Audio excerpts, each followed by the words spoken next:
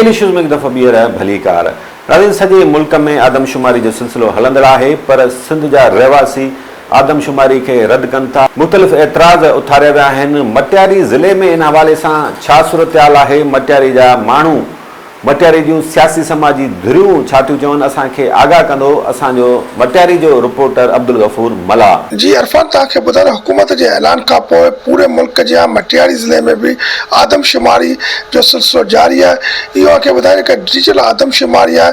मुख़्तलिफ़ जेके सियासी ऐं समाजी या सिविल सोसाइटी या जेके मुख़्तलिफ़ मकतब फ़िक्र जा माण्हू आहिनि, जिन में लेखक, अदीब, कानूनदान, उन्हनि जेको डिजिटल आदमशुमारी खे रद्द कयो आहे। ऐं हीअ जेका आदमशुमारी आहे, इहो असांखे ॿुधायो त सिंध यूनाइटेड पार्टी जे अॻवान से ज़ैन शाह जी अॻवानी में सखर का कराची पैदल मार्च कयो वियो आहे। ऐं ॿिए तरफ़ इहो खे ॿुधायां, सिंध तरक़ी पार्टी जे चेयरमैन डॉक्टर कादिर मक्सी ऐं उनजी पार्टी तरफ़ां कराची में कैंप लॻाई वई आहे। ऐं डॉक्टर कादिर मक्सीअ पारां पूरे सिंध में तहरीक बि हलाई वई आहे त हीअ का आदमशुमारी आहे, इहा सिंधनि सां हिकु नाइंसाफ़ी आहे ऐं जेका आदमशुमारी क़ौमी सुञाणप कार्ड तहत कई वञे। इहो खे ॿुधायां त पैदल मार्च ऐं एहतजाजनि खां पोइ सिंध हुकूमत निंड मां उथी आहे। हिकु तक़रीब में पाकिस्तान पीपल्स पार्टी जे चेयरमैन बिलावल भुट्टो ज़रदारी तरफ़ां ऐलान कयो वियो त आदमशुमारी सां गॾु जेको बोर्ड मुतासिरनि जो ऐलान कयो हो, वफ़ाक़ी हुकूमत जे तरफ़ां पैकेज ॾियण जो ऐलान कयो हो, उहो बि असांखे हिन वक़्त ताईं पैकेज न मिलियो आहे। मजबूरन थी असांखे पंहिंजूं वज़ारतूं छॾणियूं पवंदियूं।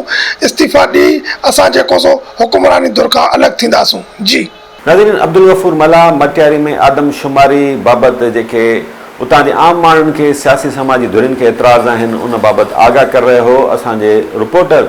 मटियारी जी सियासी समाजी धुरियुनि सां ऐं कानूनदाननि सां गॾोगॾु उतां जे सरकारी अमलदारनि सां बि ॻाल्हि ॿोल कई आहे। हू छा था चवनि, अचो त ॿुधूं। हीउ जेको असां शुरू में विधाऊं पई कि PDM जी हुकूमत बि आई, हीअ MQM जे फरमाइश ते हीअ आदमशुमारी बि थिए। हू हींअर क्लेम पिया कनि था असीं 3.5 करोड़ माण्हू कराची में रहनि था, उन जे चवण ते हीअ थिए पई। ऐं हिकिड़ो त इहो 5 साल आदमशुमारी जेका थिए पई उहा गैर कानूनी आहे। ॿियो जेको हुन डिजिटल ऐं डिफेक्टो जेको जिथे मिले उनखे हाणे असां त मुसीबत आहे, असां जॾहिं शनाई कार्ड ठाहिण था वञूं, असांखे बाबो, ॾाॾो, मामू सभिनि जा कार्ड था घुरिया वञनि। हिन डिजिटल आदमशुमारी में इहो हुननि तइ करे चयो आहे जेको जिथे मिले, पोइ अफ़वान हुजे, को सवाती हुजे, को पंजाबी हुजे, को ॿियो धारियूं हुजे, असीं सम्झूं था इहा सिंध जे ख़िलाफ़ु हिकिड़ी वॾी तमामु भयानक साज़िश आहे। असांखां हक़े हाकमियत फुरण जा ई सांभा पिया थियनि। कोशिशि त कंदा हिन ई आदमशुमारीअ सां असांखे को 40-45 सेकंड ते ॿियारनि या वरी ॿी आदमशुमारी में, त उनजे करे इहो असां ख़दशो आहे त असीं था चऊं जेके बि माण्हू हिते अचनि था, ठीकु आहे, तव्हां हुनखे वर्क परमिट ॾियो, उन्हनि खे ॻणियो 5 सूबनि में, हिते न ॻणियो।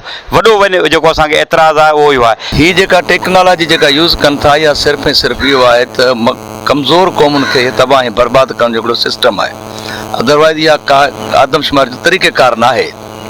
छाकाणि त माण्हू पंहिंजनि ॻोठनि में, पंहिंजनि इलाइक़नि में हमेशह रजिस्टर्ड थींदा हुआ ऐं इज़त न रहंदा। जॾहिं इदारा ई तव्हांजा ख़तमु थी विया त तव्हां जेको आहे सो हीअ टेक्नोलॉजी आहे छा? माण्हूअ जी ईजाद आहे, माण्हू उनखे इस्तेमालु कंदा आहिनि। सो हीअ जेको आहे असल में जेका निगाह आहे उहा इहा आहे त क़ौमुनि खे कमज़ोर कीअं कजे ऐं जेका आहे सा टेक्नोलॉजी ज़रिए जेको आहे सो नतीजा तब्दील करे कंहिंखे अक़लियत में तब्दील कजे, कंहिंखे अक्सरियत में आणिजे। वरना ॾिठो वञे त सिंध में सिंधी माण्हू, मां सम्झां थो त बमुश्किल कहिड़ा घर हुजनि हिकिड़ी शादी ते रिलाए कनि, ॿ शादियूं आहिनि, उहे अक़लियत में वञनि ऐं जेको 6 महीननि खां तलाक ॾियनि उहे वरी जेके आहिनि से आबादी में वधी वञनि। त थियणो ई कोन्हे, फितरत बि कोन थी इन ॻाल्हि जी इजाज़त ॾिए। हिन आदमशुमारी में नए NIC जो शर्त आहे ऐं नई जेको जिते आहे उते ॻणिणो आहे। इन हिसाब सां माण्हुनि जी ॻणप थी वेंदी रही, पर उहे जेके माण्हू आहिनि से सिंध जा माण्हू जेके जंहिंमें धारिया शामिल आहिनि, जिन खे रियल तौर ते धारिया 2 क़िस्म जा आहिनि सिंध में। हिकिड़ा जेके ॿियनि सूबनि मां आया आहिनि, ॿिया जेके ॿियनि मुल्कनि मां आया आहिनि। जेके ॿियनि मुल्कनि मां आया आहिनि, इहे त क़तई तौर ते एज़ ए पाकिस्तानी काउंट ई न थियणु खपनि। छाकाणि त इहे डेटा में अची विया त उन्हनि जो सॼो बर्डन जेको सूबे ते पवंदो, अॻियां हली इन जा सियासी असर तमामु ख़तरनाक पवंदा। छाकाणि त इन्हनि खे काउंट करे पोइ कॉन्स्टिट्यूंसी, छाकाणि त हर सेंसस खां पोइ लाज़मी डीलिमिटेशन थियणी आहे। डीलिमिटेशन थींदी त लाज़मी नवां तक ठहंदा सूबनि ऐं क़ौमी असेंबली जा। उन में हू ऑटोमेटिकली हू अची वेंदा रहिया। आदमशुमारी जा तक ठहंदा, उन बेसिस ते हू धारिया माण्हू अची वेंदा। पोइ धारिया ई माण्हू हिते MP MNA ते थींदा त लाज़मी तौर ते अॻियां हली सिंध जो सियासी वजूद ख़तरे में ईंदो। छाकाणि त इहे माण्हू जेके त इन तकनि मां चूंडिजी ईंदा, इहे गैर सिंधी हूंदा। मुस्तक़बिल में सिंध जो वज़ीर आला बि गैर सिंधी थी सघे थो ऐं तव्हांजी जेका नुमाइंदगी आहे उहा गैर सिंधी न अची वेंदी। वफ़ाक़ी हुकूमत ऐं जेके हुकूमतनि जी हिकिड़ी सोची सम्झी साज़िश आहे। ऐं त ईअं चवंदुसि की इन्हनि लफ़्ज़नि में की हीअ सिंध खे पोयां धिकण जी हिकिड़ी साज़िश आहे। कराची में जजी आबादी ॾेखारे ई माना हिकिड़ो माना हिकिड़ी गेम चई सघूं था न। त डिजिटल आदमशुमारी 5 साल जी ज़रूरत कहिड़ी आहे? कानून जे मुताबिक़ हर 10 साल थींदी आहे। हिन दफ़े 5 साल जी करण जी हिकिड़ी जेका आदमशुमारी जो मतिलबु का न का गेम ई आहे। ऐं छा ही तरीक़ो आहे डिजिटल आदमशुमारी जो?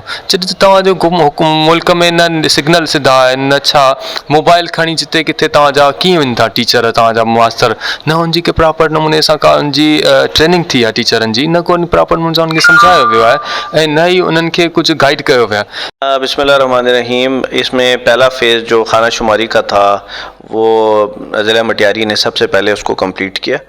अब दूसरा फ़ेज़ भी जो है वो जारी है और इस पे थोड़ा सा मैं आपको बताऊं कि हमारे यहाँ पे न्यूमरेटर्स की तादाद है 330 और उसके साथ फिर उतनी ही हमने पुलिस डिप्लॉयमेंट भी यहाँ पे की हुई है। हम लोगों ने फिर लोगों से भी यही गुजारिश की थी कि चूँकि इसमें ज़्यादातर जो है वो असातिज़ाए कराम हैं, तो जब वो आएँ तो उनसे ताउन करें। तो अभी तक अल्हम्दुलिल्लाह हमारा जितना भी काम है वो बहुत अच्छा चल रहा है। हमें रोज़ की रोज़ यहाँ पे रिपोर्ट भी हम लेते हैं और ऐसा कोई मेजर इशू जो है बिल्कुल नहीं आया। थोड़ा बहुत आता है, जैसे कहीं पे कनेक्टिविटी इशू है जो इनको टैब्स दिए गए हैं उसमें कभी आ जाता है, लेकिन हम उसके ऊपर भी फ़ौरन जो मुतल्लिका डिपार्टमेंट है उनको बताते हैं और वो भी हम उसका ज़ाला करते हैं। नाज़रीन, हाणे हलंदासीं थरपारकर, जिते डीपलो खां इस्लाम कोट रोड जेको अॻी सोड़ो हो उनखे थरकोल ब्लॉक 1 ऐं 2 जे ठेकेदारनि गंद किचिरो उछलाए बहितर सोड़ो करे छॾियो आहे।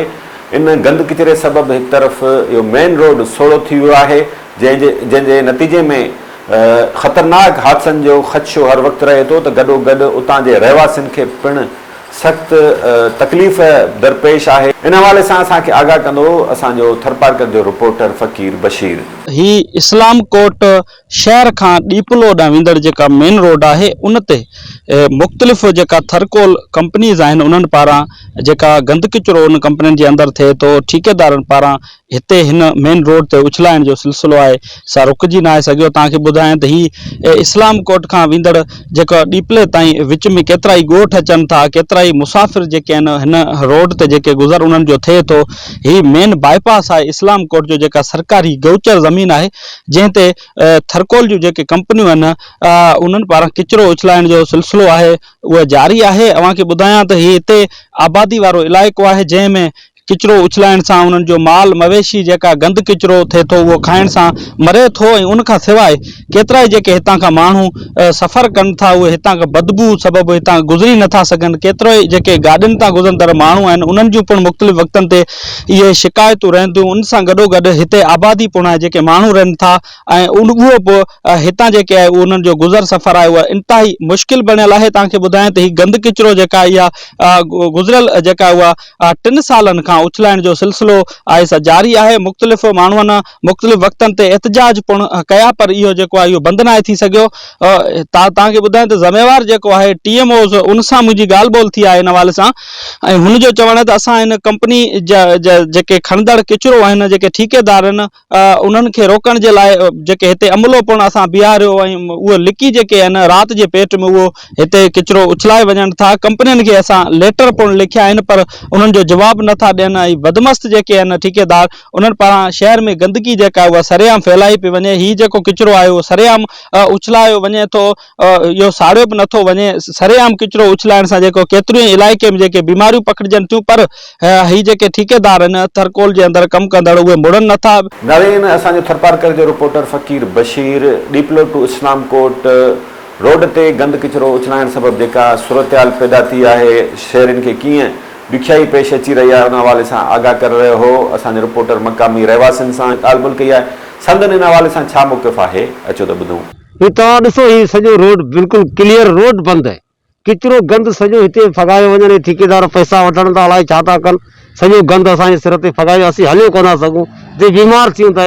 अदा असीं ॻोठ वेंगुर जा आहियूं, बिल्कुलु जाम आहे, बदबू बि अॻिते घणनि सालनि खां हिते फगाइनि पिया। जाम उन्हनि खे चयो आहे ठीक है पोइ बि इहो मञनि कोन था। हाणे सलामकोट खे वेझो बि भॻाइनि पिया, ठीकु आहे न। अॻिते बि सॼो रोड गंदो करे छॾियो आहे, माण्हू हली कोन थो सघे। 3 साल खां वठी हिते गंद कचरो फॻाए रहिया आहिनि, असांखे बदबू चुप वेहण न थी ॾे। इन हवाले सां तव्हांजी महिरबानी थींदी। किचरो जेको आहे गंद किचरो जाम बदबू जाम आहे, इन करे महिरबानी करे यार इहो जेको आहे हिकिड़ी साइड में करे छॾियो त तव्हांजा कुर्बन थींदा। जेको हिन पासे उछलाईंदा उन में जेको शीशा ऐं ॿिया थिया ऐं उन खां पोइ माल बि हुते हुजे थो। राति जो गाॾियुनि जा हुते एक्सीडेंट रिक्शे जा कई थिया आहिनि, असांजूं गाॾियूं ॿ टे टे हुननि जा टायर पंचर थिया आहिनि। ऐं इन गंद किचरे जी हितां खां माण्हू जेकर निकिरे थो, हुनजी बदबू वञण वारे खे बि अचे थी, अचण वारे खे बि अचे थी, ऐं हुन में बीमारियूं सॼियूं मसइला थींदा। असां रिक्शा ड्राइवर आहियूं, असीं वेंदा आहियूं, असांखे माल ॿारड़ा कोलिन जा कांच वग़ैरह हर शइ माना डेली टायर पंचर थियो कंदा। उन हिसाब सां राति जो वञूं था, एक्सीडेंट हिकिड़ो देवियो जाम, हिकिड़ो इहो गाॾियूं किचरे वारियूं, हिकिड़ो हुते गंद किचरो ढगियो जेको शहर में सभु हुते गॾायूं, हुते ॿकरियूं हुते, उन हिसाब सां एक्सीडेंट डेली थिए थो। इहा ख़बर पई त हिते को ब्लॉक 1 या 2 जेको XYZ मतिलबु कि एॾां जेको अचे थो थरकोल वारनि जो किचरो, पोइ असां कुझु माण्हू 2-3 ॾींहं उते हायर कयो त को अचे थो, ख़बर पए त असीं हुनजो को पकिड़े सघूं या कीअं। बहरहाल हुनजो को सिस्टम आहे, को चोरी छुपी आहे, को जहा न, त उहो अहिड़े हिसाब सां की पर किचरो हू उछले था वञनि। हाणे कंफर्म न आहे त केरु थो उछले वञे, ऐं हू जेकी उछलनि था त उहे बग़ैर कंहिं असांजी कंहिं बि इजाज़त खां, ठीकु आहे न। असांजी का बि इंफॉर्मेशन कोन्हे को पोइ जब मूंखे अहिड़ी आहे थोरो थियो त पोइ मूं उनजे ब्लॉक 1 वारनि खे जेको ज़िम्मेवार आहिनि उनखे मां हिकिड़ो लेटर लिखियो ऑफिशियली त बाबा हीउ जेको तव्हांजो हुते किचरो थो उछले वञनि त इहो हिकिड़ो गैर क़ानूनी आहे ऐं मतिलबु कि ग़लति कमु आहे, तव्हां हिनखे रोकियो वञे न त फर्दर जेको क़ानून मुताबिक़ जेको मूंखे पावर आहे त आउं पंहिंजे हिसाब सां हुन जे लाइ पोइ कार्रवाई कंदुसि। उन लेटर जो मूंखे अञा ताईं को बि जवाबु पिया पर उतां खां कोन आयो आहे, छो जो मां तक़रीबन 10 ॾींहं मूंखे थी विया आहिनि लेटर उनखे मूव कयो आहे। त इहा पोज़ीशन आहे त इहो बिल्कुलु हानिकारु किचरो ऐं मज़ाइया को नुक़सान थी सघे थो, मामला थियनि था हिते। पंहिंजे जेके तहलके जे असांजी एडमिनिस्ट्रेशन आहे, SC साहिब जन ॿिया हुनखे मां इंफॉर्म कयो आहे त साईं हीउ मामलो मसइलो आहे, हिनखे थोरो हल थियणु खपे। तो अञा असांखे कंहिं क़िस्म जी का इतला न आहे, न को असांखे इजाज़त वरितल आहे, न को असांखे पुछनि था। नाज़रीन, इन सां गॾु प्रोग्राम जो वक़्तु पुॼाणी ते पहुचे थो। मुंहिंजे कैमरामैन यासिर कुरैशी सां गॾु इरफान अली बुगे खे हैदराबाद मां ॾींदा इजाज़त। अल्लाह निगहबान।